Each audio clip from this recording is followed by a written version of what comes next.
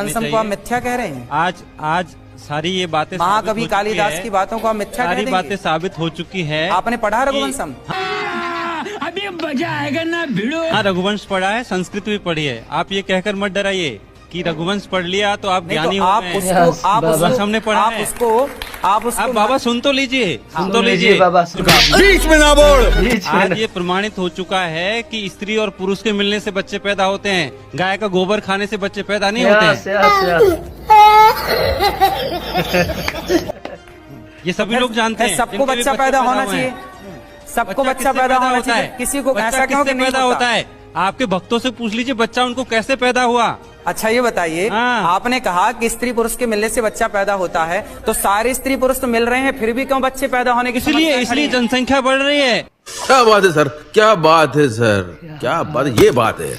इसलिए जनसंख्या बढ़ रही है, इसलिए हम 150 करोड़ हो गए हैं। अरे भाई फिर ये केस क्यों है वो कि गाय का गोबर खा के नहीं हुए हैं 150 करोड़। ठीक है, सवाल क्या है आपका? मेरा सवाल ये है कि मिथ्या बातों को छोड़िए और कुछ तार्किक बात कीजिए, समाज को तार्किक बात है, आप मानो ना जवाब मानो। दीजिए बाबा। और आपने जिक्र किया अब कि जैसे- धर्म ग्रंथों को आपने पढ़ा, कौन से धर्म ग्रंथ में ये लिखा है क्या? कि गाय का गोबर खाने से और गेहूं उसमें से निकाल के खाने से संतान की प्राप्ति होती है? गजब बेइज्जती है जी, वहाँ पब्लिक से बात करिए। क्या कहना चाह रहे हैं आप? बताइए आप। हाँ, एक एक करके आराम से। राधे राधे। गोबर खाने से महाराज जी नहीं बोला, जो उसका गेहूं निकलता है उसे धोने किसमें से गेहूं किसमें से निकलता है? गाय जो गोबर करती है, गोबर जो करती है, गाय के गोबर से जो गेहूं निकलता है वो आपने कभी गाय के गोबर से अपने मुंह को धुला? नहीं। केमिकल युक्त फेस वॉश आप यूज करते हैं, लेकिन शुद्ध गाय का गोबर नहीं यूज करते। इस गोबर से नहाने से चमड़ी का कोई भी रोग हो सब दूर हो जाए। मैं गारंटी लेता हूँ, चमड़ी संबंधी कोई भी रोग हो सब दूर हो आप गऊ के शुद्ध देसी गाय के दो गोबर से स्नान करेंगे तो आपका चमड़ी का रोग समाप्त हो जाएगा। इतनी ताकत गोबर में है। अरे बाबा, मैं गाली नहीं दे सकता। नहीं, गाली नहीं देना। अब फैमिली देखती है, वरना मैं ऐसे गाली दूं, ऐसे गाली दूं ना, जिंदगी भर याद रखें ये बड़े। गाय को गेहूं खिलाइए सबसे पहले, और गेहूं जब गाय के पेट में जाएगी और जब वो गोबर के द्वारा बाहर आएगी तो उसको आप साफ करिए, 10 बार पानी से धुलिए उस गेहूं को, फिर सुखाइए, फिर उसको पीसिए, फिर उसकी रोटी बनाइए, फिर उसका भोग लगाइए भगवान जी को। मैंने और गाय चबा ली हो तो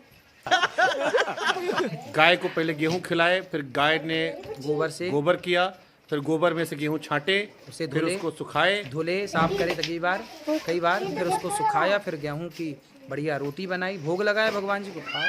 तो धरती माता नहीं शिकायत कर रहे हो कि जब हम सीधे दिए थे सीधे खा लेते। तो धरती माता नहीं शिकायत कर रहे हो कि जब हम सीधे दिए थे सीधे खा लेते। सुनते महाराज जी कहते हैं सबसे पहले सूर्योदय कहाँ होता है? तो जहाँ सूरज सबसे पहले आकर डाले अपना डेरा, वो भारत देश है मेरा। वाह बाबा वाह। तो हमने तो ये गीत सुना है। हाँ, हमने तो ये गीत सुना है, तो हम तो यही कहेंगे कि भारत में सबसे पहले सूर्योदय होता है। बट तो गीत है ना महाराज जी। अरे तो भाई गीत तो फिर गीत लिखा तो ऐसे। वैसे तो हम भी सुने कि हमारा इंडिया का नेशनल गेम हॉकी है, राष्ट्रीय भाषा हिंदी है। अब ये नहीं है ना, हिंदी राष्ट्रीय भाषा है ना नेशनल गेम हॉकी है। हम तो बचपन में किताब में पढ़े थे, हमारी किताब में भी लिखा था। हमने तो यही सुना है कि सूरज सबसे पहले आकर डाले अपना डेरा, वो भारत देश है मेरा। तो मैंने कह दिया मेरा भारत सबसे पहला है। तो कई बार आपको लगता है मतलब कि, या फिर ये भी हंसी मजाक का वो है कि चलो थोड़ा नहीं आपस में मैंने इंटरेक्शन तो ये सुना था कि सूरज सबसे पहले आकर डाले। ये तो गाना हम भी सुने, हम गाए थे स्कूल में। इस गाने के आधार पर मैंने कहा कि भाई जब कहा है महापुरुषों ने ये की शादी के बाद प्यार का इजहार करना सही होता है? बिल्कुल सही होता है। तो अनिरुद्धाचार्य जी ने भाभी जी को आखिरी बार आई लव यू कब बोला था? हम तो बोलते ही रहते हैं। कब बोला और था? कथा में हम सबको बोलते हैं कि आप भी हर दूसरे तीसरे दिन आई लव यू बोलते रहा करो।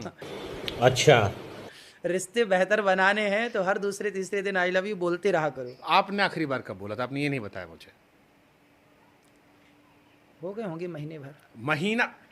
दूसरे कह रहे कि आप रोज बोला करो अपनी वाली को, आप कह रहे महीना भर पहले बोले थे। तो ऐसा है ना कि जहाँ झगड़े लड़ाई की ज्यादा संभावना हो वहाँ रोज बोलो, हाँ। दूसरे दिन में बोलो। और अपनी वाली तो लड़ाई झगड़े की अपनी कोई वाली संभावना नहीं है। जहाँ अच्छी है वहां मत बोलो। मतलब खराब हो तो वहां रोज बोलो, और अच्छी मिल जाए बीवी तो ना बोलो। नहीं ये देखो मेरे दांत वगैरह भी इसने तोड़ दिए, जुर्खे बुरखे ऐसे बहुत बुरी तरह हरकत करने लगी। इस वजह से मैं तुम अपनी माँ को काहे मारती हो? इन्होंने संतों को गालियां दी थी और आपको गालियां दी थी जो मैं बर्दाश्त नहीं कर पाई गुरुजी। मैं संतों को गालियां बर्दाश्त नहीं होता। बाबा प्रेमानंद जी को इन्होंने गालियां दी थी, मैं कैसे बर्दाश्त कर लेती। आपने कहा था गुरुजी, आपने कहा था कि माता पिता है ना, माता पिता को भगवान के लिए छोड़ना पड़े तो छोड़ सकते हैं, जैसे प्रहलाद जी ने निर्णय को। अरे तो माँ के दांत तोड़ दोगे। ये कहती है मैं जैसे कहूँ ना वैसे कर, मैं जैसे कहूँ वैसे बैठ, मैं जैसे कहूँ वैसे मान, मैं जैसे कहूँ वैसे पानी पी, ऐसे परेशान करती है मेरे को। अच्छा बात नहीं है।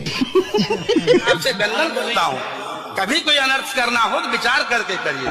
भागवत जी के अष्टम स्कंद के 10वें अध्याय में लोग कहते हैं भागवत जी में राधा का नाम नहीं है, राधा का नाम नहीं है। ये लोग गलत कहते हैं, जो भी कहता है गलत कहते हैं। लिखा हुआ मैं आपको श्लोक दिखा रहा हूँ।